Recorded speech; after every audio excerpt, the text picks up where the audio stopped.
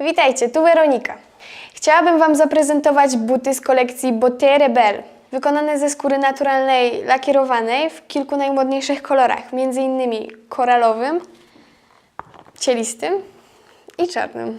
Cechą charakterystyczną jest ta wielka srebrna ozdoba. Posiadają one też niewielki obcasik. Buty pochodzą z linii Comfort 5+, czyli jak same widzicie są niewiarygodnie miękkie i do tego bardzo lekkie, praktycznie nie czuć ich na stopie. Gorąco polecam Ci te buty i zapraszam do zakupu.